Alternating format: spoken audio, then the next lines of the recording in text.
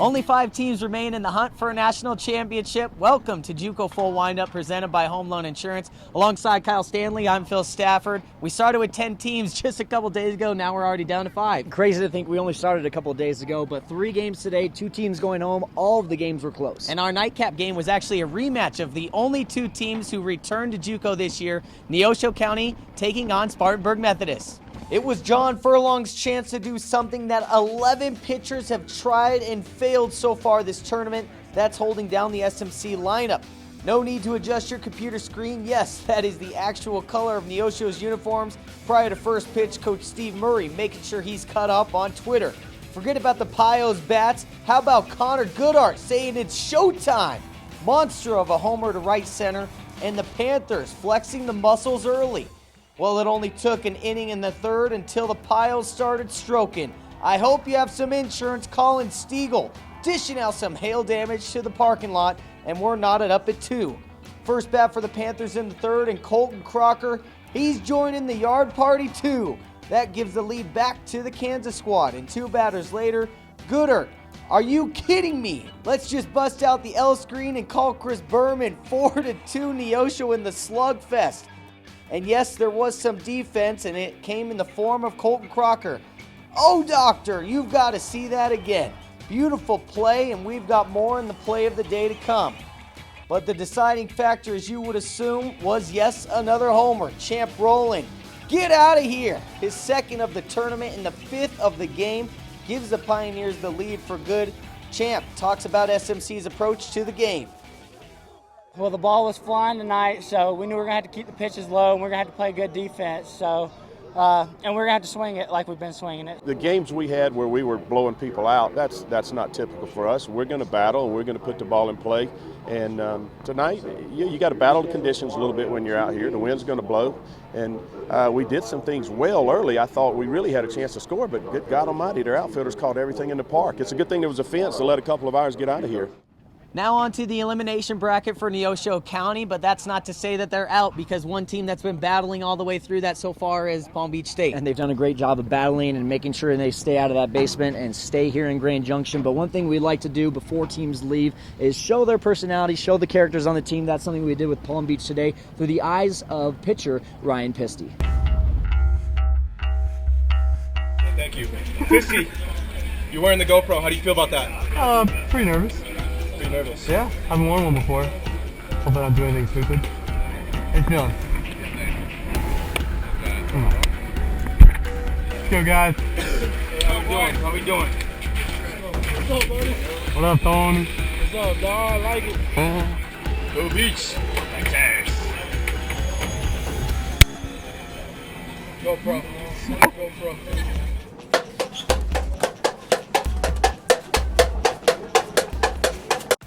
Another team said sayonara before the day's end. Palm Beach State and Midland College playing the afternoon game.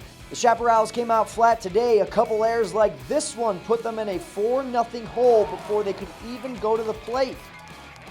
Meanwhile, Mark Barbrick was on his game, only a couple strikeouts, but he told us after this one that his game plan was to let them hit the ball.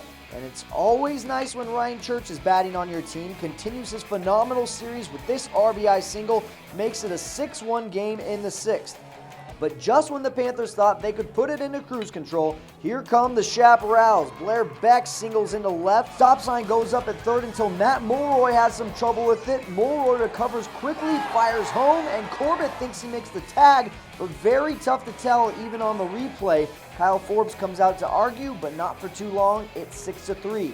Bottom 7 now. The tying run is on second in a 6-4 ball game. Joel Atkinson thinks he's just tied this one up, but Dan Hadzina tells him otherwise. Lays out and fires a strike to Church at first, and Palm Beach keeps the lead. But bottom 9, Jeremy Fania brings Midland back to life. Deep drive to right, bangs up against the wall. 2 runs score to tie this one up, and we are headed to the 10th. Top 10, Palm Beach is a little deflated, but Marcus Mooney lifts their spirits. Sinai single finds its way into the outfield. Gabe Martinez hustles home, and Mooney looks to be the hero for now. But Jose Lazaro still needs to get 3 outs, and with the tying run on second, he gets Atkinson to fly out to left. The Panthers advance on to the next stage while Midland heads home. Mooney and Palm Beach can breathe once again. Back and forth, back and forth. You can't really breathe in this game in Colorado. They're scoring runs left and right, but my feelings, I can't even describe my feelings right now. It's unbelievable. Last year, Iowa Western was the team to lose our first game, then win out the rest of the tournament. You guys feel like you could do the same? I hope to repeat that strategy, but yeah, we're going to do it. All right. Good luck. Over here, John Corbett as well. John, you know, one thing I want to talk to you about, a lot of close plays, not only in the field, but also behind the plate. From your standpoint, what are you seeing and how are you dealing with that? I mean, I think we all saw the close plays. They were pretty obvious. They weren't towards our side, but, you know, playing in conference back in Florida, you don't get the greatest umpire. So it's something that we've dealt with all year. It's nothing that is new by any means, and it's just a thing to overcome. You're the closest guy to the umpire, the home plate umpire. So how do you stay positive and how do you not let that affect the way that you're catching? I just mainly concentrate with the pitcher and don't really say much to him after that. I mean, there's a couple that should have went our way, but hey, you got to live with it, and all 9 of us out there came together. All right, well, you came together. You're going to come together for the rest of the tournament. You guys winning out? Might as well. Connors State and Cochise College. This was a battle of the pregame rituals. The round-off into the backflip by the Cowboys, and on the other side, the Apache war call with the bow and arrow for the Arizona crew. Once play started, it was Cochise earning the high score from the judges. Esteban Bastidas goes through the hole on the left side in the top of the first. That brings in Nate Hale, and the Apaches are on the board first. Cochise added 1 run in the second, but from there, it was a pitcher's duel. Daniel Concepcion of Connors and Stephen Neymark for Cochise, each finishing with 7 strikeouts. The Cowboys only got to Neymark once, and that was courtesy of this smash to the bleachers and left by Yariel Gonzalez. That was in the 4th. We'll jump ahead to the 7th. Bases juiced, and Frank Salas snares one to first. Corey Keith picks it up, but he hurries the throw home, and all the runners are safe. Apaches now with the 2-run cushion. Bottom of the 9th, Cowboys get a base runner on with no outs, but Neymark utilizing his defense, 4-6-3, and that seals it. 3-1 the final. The Cowboys have to call it an early season as Neymark and the Apaches live to see another day. It's a very tough group, very resilient group.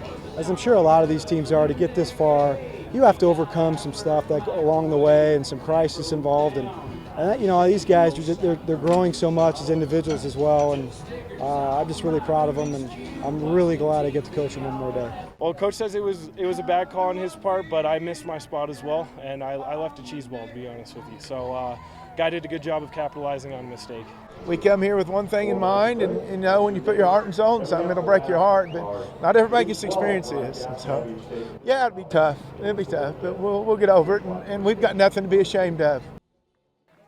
If there's one thing I love, it's 2-for-1 deals, and that's what we've got for the play of the day. Colton Crocker, not just 1 spectacular catch, but 2 out in center field tonight for Neosho County. Attaboy, Colton. And your home run of the day comes from Colin Stiegel, who says, "Wind? I don't need no stinking wind. That one's gone with or without the help." And it ties the game at 2s with Spartanburg eventually winning this one 7-4.